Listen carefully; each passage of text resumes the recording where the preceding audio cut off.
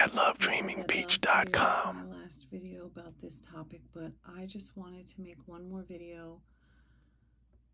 Hey sweet peaches.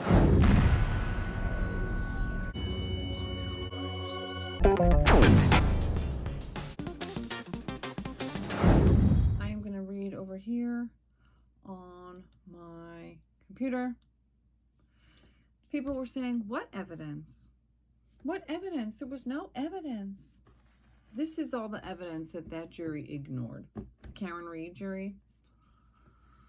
A debris field of taillight pieces and fragments around John's dead body. John's shoe frozen in the snow on the curb in the berm. John's hat frozen in the snow on the ground under the snow. The broken cocktail glass near his body that she said in a video was her glass that he took from her SUV. Even the defense's own witnesses had videos that proved exactly how she could have hit him, how she probably did hit him. The straw from the cocktail glass on the street right next to the curb. His dead body with a busted skull on the lawn in the debris field. Taillight pieces in his shirt. His cell phone underneath him. The cell phone data that proved that the temperature of the phone stayed steady, dropping, and never went in the house. The cell phone data showing that the cell phone never moved again after 12:32 a.m., which linked perfectly with Karen's Lexus data that proved that she backed up at 75% throttle, and right before she hit him, when she then left 34 Fairview and drove 35 miles per hour back to John's house at One Meadows Drive, where she got back at 12:36 a.m., the deleted Ring camera footage of her coming back with the busted taillight, of her showing Jen McCabe and Carrie Roberts the busted taillight, of her showing her brother and her father the busted taillight. All of those Ring camera footage was deleted. The Celebrite data that initially claimed that Jen McCabe had made a house long to die in the snow, in the cold at 2:27 was debunked multiple times by the companies, proving that's just when the tab was open at 2:27. That is not when she made that search. Ignored. The body with the blunt force trauma to the skull and the hypothermia as a cause of death. Ignored. Witness statements saying she hit him, she hit him, she hit him. Ignored. The EMT corroborating the statements. I hit him, I hit him, I hit him. Ignored. The witness herself admitting on a video that she said that she hit him. Ignored. The witness's testimony, all of those witnesses, ignored. The photographs and the video evidence of the busted taillight in the wee early hours of the morning, ignored. The defendant's own words in multiple interviews admitting she hit him, saying that she hit him, saying she was expecting to find him on the side of the road right where she left him, mentioning how multiple times how she could have hit him or clipped him, how she left him incapacitated and he never got back up, how she could have hit him in the knee, which is exactly what happened, how she could have run over his foot, which is also what happened, ignoring evidence of other accidents where people had smashed skulls but no body injuries, and still that was ignored. The victim's hair found on the bumper, ignored. The scratches on the arm matching the exact height of the taillight, ignored. The scratches on the face matching the exact height of the spoiler, ignored. The defendant admitting the glass in his hand was her glass that he took from her SUV, ignored. The defendant admitting that there was a piece of broken glass on his nose like a splinter that she pulled out when she found his body on the lawn, ignored. The fact that the piece of the glass on the bumper didn't match like a jigsaw puzzle to the glass on the lawn, but it was actually, yes, it was the same glass. Not that part was ignored and it wasn't clarified enough. One couple of things I wanted to point out was that also the jurors ignored that John's DNA was found on the car and there was no dog DNA found on John. They ignored that evidence. They also ignored the evidence that there was blood in the snow. John's blood in the snow. They ignored the fact that it was a blizzard and they had to collect the evidence as fast as they possibly could or it would be lost forever.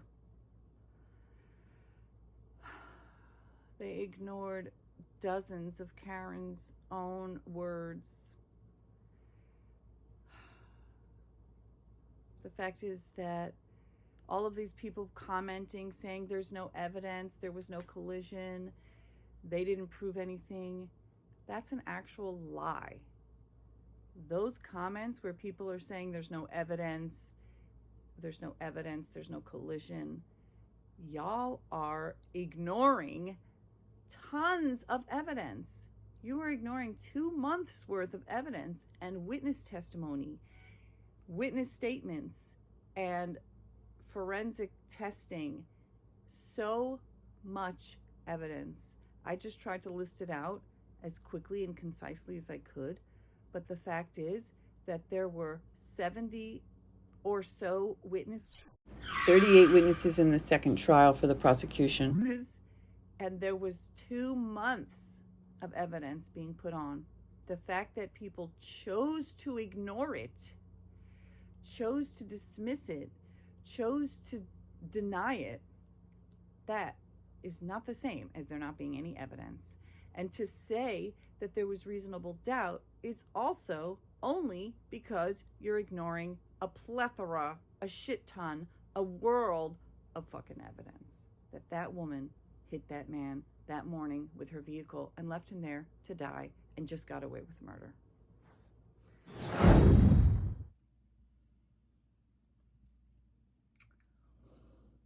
Every single bit of this evidence was ignored so that the pink mob of crazy fanatics could get their not guilty verdict. And they were not concerned about facts. They were concerned about the astroturfing mob outside. They were concerned about what will they say if we vote her guilty. I believe they weren't really listening to the evidence. They already had their mind made up. They may have already had an agenda. That mob and that campaign was so strong before this trial even started. At the end of the first trial, there was already a mob. There was a mob before the first trial. So sometimes justice is not served. She's found not guilty. She can never be retried. She is technically not a murderer according to the law. But the amount of evidence that was ignored is astronomical to me. And anyone claiming that there was reasonable doubt, you're not reasonable. You're not being honest. This was jury nullification, which is when jury nullification occurs when a jury returns a not guilty verdict, even though they believe the defendant is guilty of the crime, because they disagree with the law itself, or they believe the law is being unfairly applied, or they think that convicting the defendant would be unjust for some reason, or they could be afraid of retribution. They might be afraid of the backlash and of the public outrage, because obviously there was a big wave of pink support, and maybe they were just terrified of what might happen. So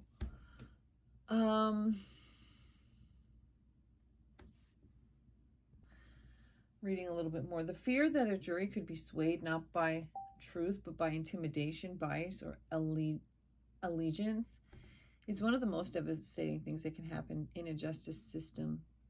When a verdict appears to completely ignore not just one piece of evidence, but a mountain of physical, forensic, testimonial, and even the defendant's own words, it's hard to feel like something it's hard to not feel like something went terribly wrong. Whether it's fear of public backlash, a desire to align with a viral narrative, or even a personal agenda, there's a chilling effect in the sense that reason and justice were abandoned. And the not guilty verdict means that that's it. The legal system cannot retry her, and John's family is left with no recourse, no accountability, and a lifetime of pain and suffering, knowing that all that evidence against her did not matter, not in that court and not to those 12 jurors. So whether it was jury nullification, confusion, intimidation, or even infiltration, this case raises serious concerns about the integrity of this process. If we can't rely on juries to apply logic, courage, and basic comprehension, then the entire premise of a fair trial breaks down. I believe that the Karen Reed jury decided to ignore every single bit of evidence, circumstantial, witness testimony, actual physical evidence, the defendant's own words, video evidence, photographic evidence, and they ignored every single bit of it because they were either afraid of the mob or maybe they were the mob. So I now have a justice system reform, and this is my recommendation. I don't believe that the system that we have where a so-called jury of your so-called peers, where just randos get picked, they get asked some questions, they either get kicked, yeeted, or they get to stay. And then, like in this case, 3 days in, and they're asking if video clips are evidence, and if they are, how are they meant to consider them? Which to me is a gross violation of what they were supposed to be doing. They clearly had no fucking clue what they were doing, what they were meant to be listening to. That to me proves that they weren't listening to a fucking thing during the trial. Because if you didn't know, like, that shit was evidence the moment that it was fucking played, it was evidence. They didn't know that? They didn't know that every single thing that was handed to them was evidence? They weren't listening? They didn't listen to the jury instructions?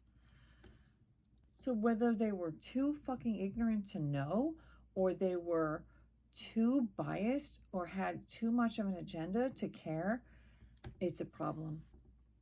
So this is my suggestion. I don't believe that a professional jury system would work, because I think that it's too corrupt. Too many people would be paid off like experts could be, and obviously are.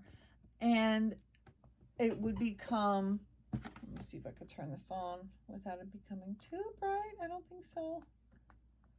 It's too bright, it's too bright. It's almost 2 a.m. Okay, so this is my solution. Jury duty should be a process. They also need to be taught about due process and what the fuck is a sidebar? What is a sidebar? Why do we have sidebars? Why is it necessary? Why can't the jury hear the sidebar? Why is it not corruption to have a sidebar? Why is it okay to give breaks? Why is it legally the law? It's the law to give breaks. Why does the judge end the day at a specific time every day? Why must we start the day at a specific time every day? Why does the jury sometimes have to wait for a long time out of the jury room? Why can't the jury hear everything that's happening? All of this and more should be taught to the entire potential jury pool, starting from school and working the way up into this jury education reform program that I am spearheading. And when you get called to jury duty, the first 3 times, it should be classes. So when you go to jury duty, instead of actually being picked for a jury, you would be assigned to a class to learn about the law in the most basic of ways. What is evidence? What is the purpose of a jury? What is the jury supposed to do? What are the rules? So my system is going to replace the current system. When you get your jury duty notification, you go to the class. There will be multiple classes that you have to take. And at the end of each class, there will be a quiz or a test. You need to pass these quizzes before you can move on to the next class. If you take the class and you don't pass, then the next time you get called to jury duty, you have to take the same class. These are some of the classes. Jury Duty 101, Citizen Jury Training, Fundamentals of Jury Service, Trial Basics for Jurors, Introduction to the Justice System for Jurors, Civic Justice Education, Jury Readiness Program, Jury Responsibility and Legal Literacy Course, or Juror Education and Competency Course, Courtroom Decision-Making Foundations, Jury Qualification and Legal Understanding Program, Civic Trial Understanding Course, Informed Jury Project, Justice Starts with Understanding, 12 Minds That Matter, Jury Education Initiative. Okay, this is my well thought out practical solution that balances civic responsibility with competency. I am not suggesting a move to professional jurors, which would introduce bias and corruption, but instead create a qualified, educated jury pool. So, informed citizens, fair trials, the program structure, a 3-part curriculum taken only when selected for jury duty. Each course is 3 to 4 hours. Participants are paid a standard jury service pay plus provided lunch. They must pass that class that day, pass the competency test at the end in order to advance to the next course the next time you're called. If you do not pass that class, the first time, then the next time you're called, you have to repeat that first class. When you finally pass that first class, then the next time you're called, you would be assigned to the second class. However, it would start with a test to refresh you on the first class, and there would be a quick preview, but then we would move forward to the next section. Another 3 to 4 hours class, same with lunch, paid what a jury member is paid that day. When you pass the test, then you get to move on to the next stage. The next time that you're called, you would do the third course. Again, a 4-hour course, lunch paid, the day is paid whatever your jury member would get that day. Then, once you've passed that, you get a certificate. And you are a potential juror, and that would be good for, 1 or 2 years or some amount. Whatever amount of time makes sense so that the next time you're called, you can sit on a jury, okay? So then I'll just go over quick, some points, what we would learn. First course, Jury Class 1, the role of a juror. What is justice and what is your role in it? Focus, the purpose of a trial, the roles of the judge, the lawyers, the defendant, witnesses, and plaintiffs. The meaning of impartiality, basic courtroom procedures. What is evidence versus speculation? The concept of reasonable doubt, confidentiality, and avoiding outside influence.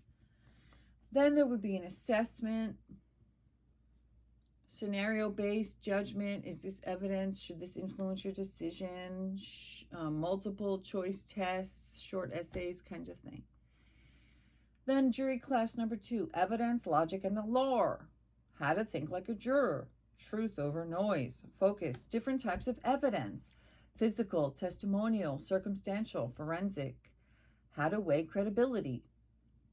understanding legal instructions from a judge. Introduction to logical fallacies and emotional bias.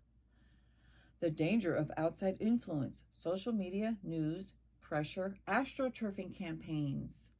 Avoiding confirmation bias. Assessment. They could do a mock evidence exercise, weigh evidence and reach a sample verdict. There would be a quiz on courtroom logic. They could go over voir dire and jury selection and questions. And then jury class 3, deliberation and justice. The power and responsibility of the verdict. How to deliberate respectfully and effectively. How to disagree constructively. Following the law even if you disagree with it. Recognizing intimidation or bias within the jury room. What to do if something feels wrong. Importance of clear thinking under pressure. When a jury can and cannot nullify the law. How to contemplate evidence. How to contemplate credibility. Okay, then you could do a group deliberation, simulation. You can have like a little mini mock trial, like a quick one. And then a test, self-assessment, and peer feedback. Then once it's completed, you get your certificate, qualified jury pool member, and then the qualified jury pool would be people who, you're not lawyers, you're not, trained experts, you're not paid jury members, but there are people who are going to be coming to be potential jurors who would have at least passed some basic fucking fundamental understanding of what is up. This system honors democracy but guards against ignorance, manipulation, and fear-based decisions. It also keeps jury service accessible and avoids elitism. So those are my thoughts about how I would reform the jury system and make it even more part of who we are as a fabric in the democracy that we live in, so that we could have a jury of your peers, but people who have some fucking clue of what is evidence and what they can and cannot consider and what they can and cannot let influence them. And maybe then there would be, we would also need in there, we would need to talk about systemic racism. We would need to talk about confirmation bias. I think I did mention that. We would need to talk about implicit bias. We would need to talk about unseen bias. And there's a lot of other things we could talk about. Equality and the right of every single person to be considered innocent until proven guilty. So those are my thoughts and how I'd like to apply it to the world. And like I said, my life will go on.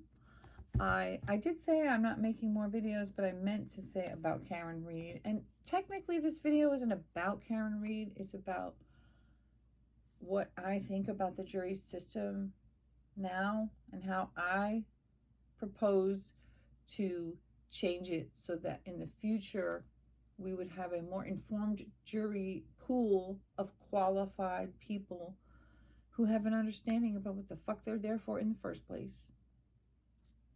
All right, I am going to get back into some stretching videos, and I'll most likely be sharing them for my Patreon members and my YouTube members.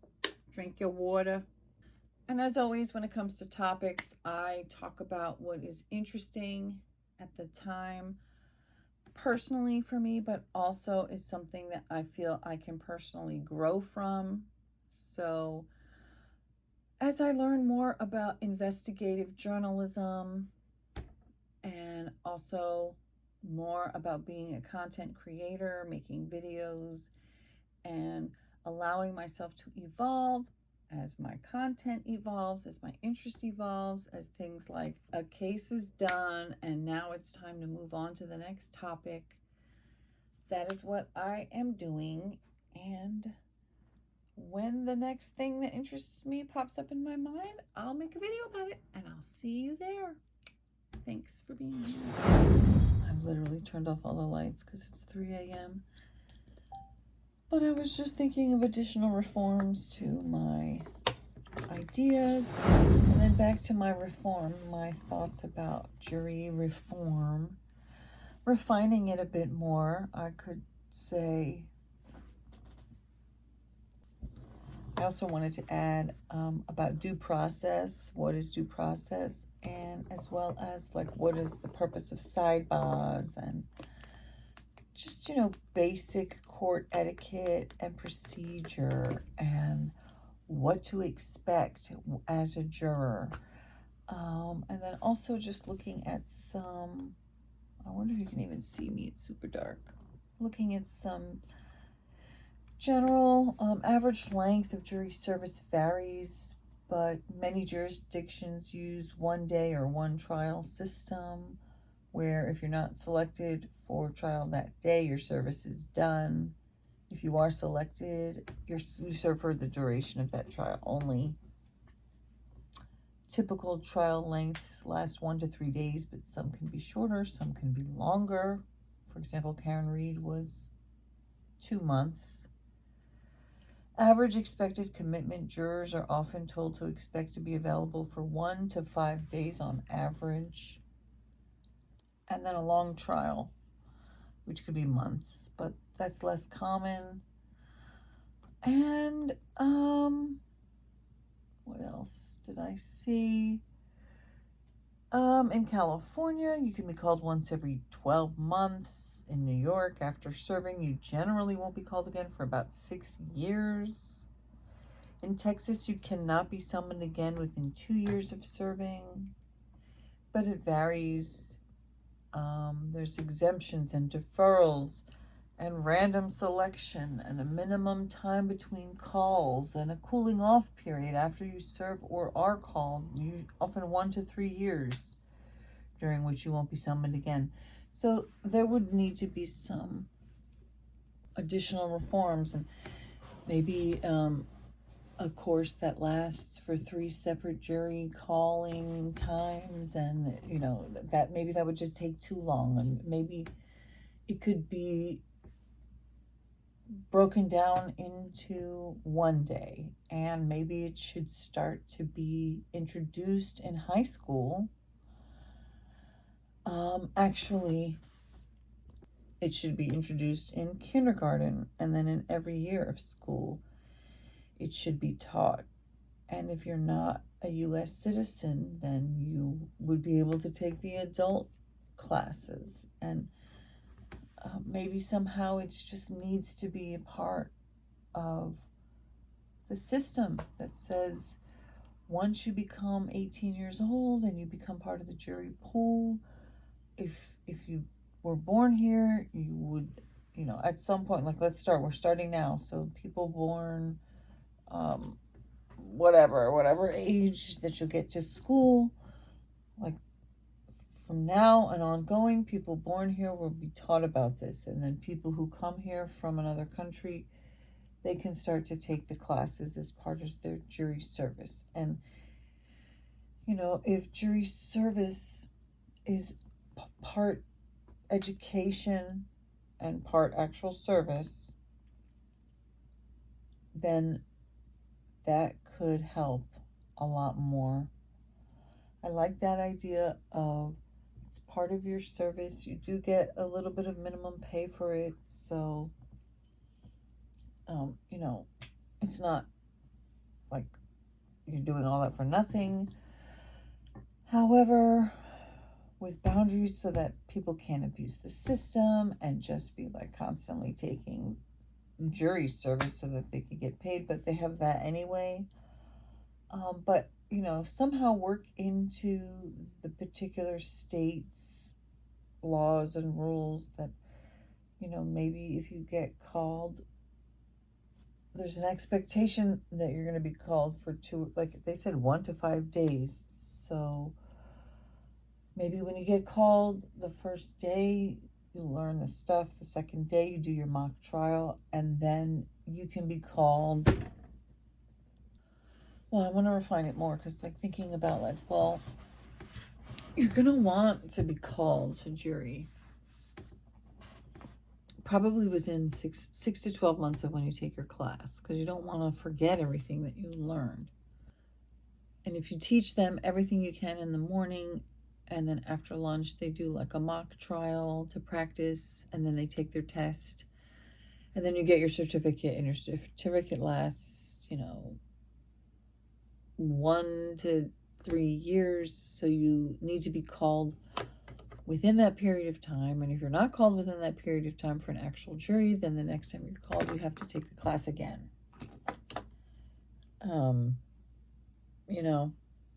And eventually you'll have a mostly pretty educated group of potential jurors. And I think that would make things a lot smoother. It could weed out people who, like, the thing is that sitting there and having to take in all that information and being able to contemplate it and discern it and to weigh it and to consider it and to remember it, and to have a comprehension where you can not only understand it but compare and contrast and be impartial and put all the information on the shelf until you get into the room, and not just like make snap judgments. And there are so many people who do that in life in general. People who jump to conclusions, people who go for the easy fix, people who go for the instant gratification, and they don't take the time to learn and to discern. There are people now who can barely get it through a 1-minute reel or clip. And how are they supposed to sit there for 2 months contemplating all this information when they've got a mob of people out there influencing them? It's kind of like the MAGA brain. It's like you've got these completely ignorant, dumbed down lies, but they're slogans, they're snapshots, they're sound bites, they're something that people can easily remember. Free Karen Reed, there was no collision. Those are easy things to remember. The list of all the evidence and the testimony and the witness statements and the videos and her statements and all of that stuff, that is so complex, and there's so much of it. And if you've got a completely cold, raw, ignorant, don't know shit about shit group of people, and they're meant to like understand this complex data, it's like, that is such bullshit. It's such bullshit. And I absolutely don't believe that it should be a paid professional jury, because I think that would completely change the system. But I don't think that it would be wrong to say, hey, all of the people who are 18 to whatever age, who could potentially be on a jury anytime in their lives, these people need to be educated about what is our justice system. What does it mean? What's your role in it? What's the judge's role? It's like watching people getting so pissed and crazy and like, she's so corrupt, and like, sidebar, break. It's like, maybe if you understood a bit about the law and what the judge's role is, and why is she asking them how much longer? Why is she saying, this or that? Like, because that's her role. But then it has to be specific to the state, because every state is slightly different. So you teach your citizens, you teach the constituents, you teach the fucking society, you teach the people who are within the age range and in the demographic of the group of people who are going to be the citizens and the juries. And then you say, this is the fucking rules and this stuff. We're going to teach you the rules, we're going to teach you this stuff, and then we're going to make sure to put it to use before it's been so long that you freaking forget it. And if it's been so long and you forget it, well, whether it's, if it's been so long, if it's been past 2 or 3 years, you got to take the refresher course. And maybe there could be a fast track when you get called again after the X amount of time has passed, and you've already gotten your certificate, but it's expired.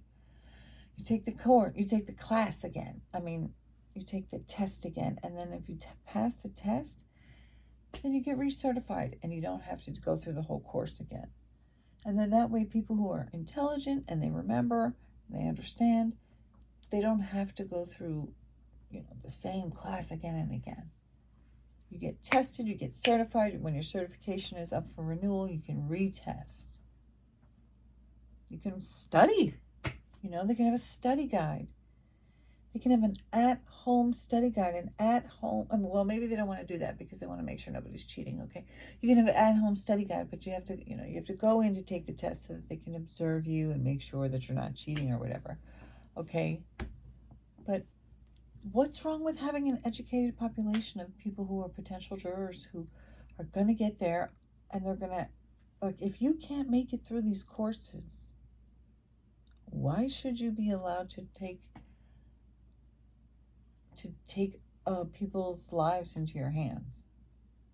It's like the judge read all of those jury instructions, and they were long and they were very, very intricate and they were detailed, and I understood them. However, how the hell do we know that they understood them? Probably not spontaneously, probably because of the algorithm and stuff. I logged on to TikTok, and the first thing I saw tonight after I made my video about jury reform was a guy saying, I'm never going to go on a jury again because he said they sat there on the jury however long, like the whole day, listened to everything. They went in the back of the room to go deliberate, went back to the room to deliberate, and two ladies were like, I couldn't hear nothing. And he was like, what? You sat there the whole time, you couldn't hear nothing, and you didn't say a single thing? He was like, you just wasted our entire day making us listen to all of that when you couldn't hear anything? And then they had to basically do a mistrial because I couldn't hear anything. They were like, sorry, you can't deliberate on whether or not somebody's guilty when you didn't even hear anything. But they didn't even speak up. So, am I shocked that Karen Reed got off with murder? No. She's got white privilege. She's relatively attractive. She's relatively wealthy. She's not too old. She's a white, relatively blonde woman. And she paid hefty, I believe, for the AstroTurfing campaign. And it paid off mightily. She got good lawyers. She got the Harvey Weinstein lawyer. And the crew. One thing I wanted to add, though, was, maybe it was just a couple of moments. And you know how sometimes an expression can just be whatever. But I thought Elizabeth Little looked a bit shocked and disappointed at some points. She gave her the big, big, big, long hug and everything. But every time I saw her facial expression, I was like, is Elizabeth Little a little bit shocked that they actually got a murderer off? They know she did it. She literally told David Yannetti the night of, I think I hit him. And he's like, well, then you're going to be culpable. And that spawned this whole thing that got her off. She got away with murder. And I felt like Elizabeth's face was kind of like, wow. Is this woman dangerous? We just got this lady off. Was that the right thing to do? I'm totally projecting and speculating and pretending I can read her mind and making up a storyline. And it could be, she might have been like, I'm rich, bitch. I don't know. I have no idea what she was thinking. But I felt like she was thinking yikes, we actually won. I thought she was going to get manslaughter and get 20. But no, she got 12 months of probation. crazy.